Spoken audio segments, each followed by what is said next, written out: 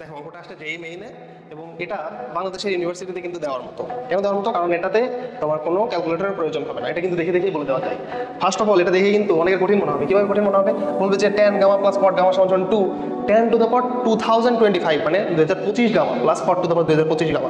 ও দেখার সাথে সাথে স্কিপ মারবে। কেন স্কিপ মারবে? এই যে পাওয়ার দেওয়া আছে 2025, কিন্তু অঙ্কটা বুঝলে কিন্তু খুব সহজ। দেখো বলা হচ্ছে tan gamma plus cot gamma সমান 2। তুমি যদি গামার মানটা বের করে নিতে পারো তাইলেই কিন্তু এখানে বসায় দিয়ে অ্যান্সারটা বের করে নিতে পারবা। তাহলে এটা অনেকভাবে করা যায়।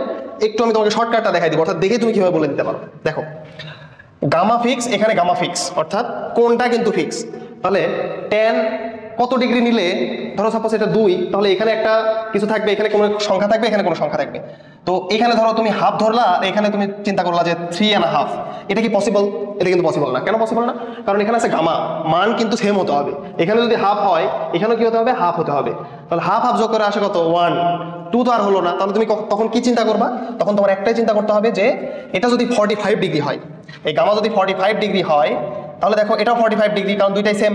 tan গামা এটার মান কত? 1 প্লাস cot গামা, এই যে cot 45 ডিগ্রি এটার মান কত? 1, tan 45 ডিগ্রি এটার মান 1, তাহলে 1 প্লাস 1 কত হচ্ছে? 2 হচ্ছে। তাহলে আমরা এটা দেখে কিন্তু বুঝতে পারলাম যে কোনটা হবে 45 ডিগ্রি। তুমি একটু চিন্তা করো তো, এই যে tan to the power 2025 gamma, তার মানে কত? tan গামা এর উপরে কত?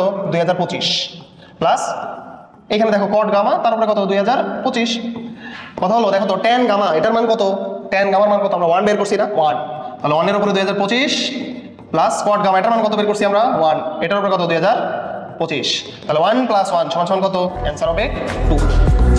দেখছো, এটা আসছে যেই মেইনে কিন্তু বাংলাদেশের ইউনিভার্সিটিতে কিন্তু এই সহজ অঙ্কগুলো দিতে পারে।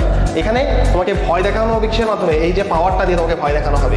খেয়াল রাখবা, যে অঙ্কগুলো দেখে তোমার মনে হবে কঠিন, ওই অঙ্কগুলো দেখবা যে তোমার ক্যালকুলেটর ছাড়াই করা যাবে, খুব সহজেই করা যাবে। এই জন্য পরীক্ষায় প্যানিক খাওয়া যাবে না জাস্ট।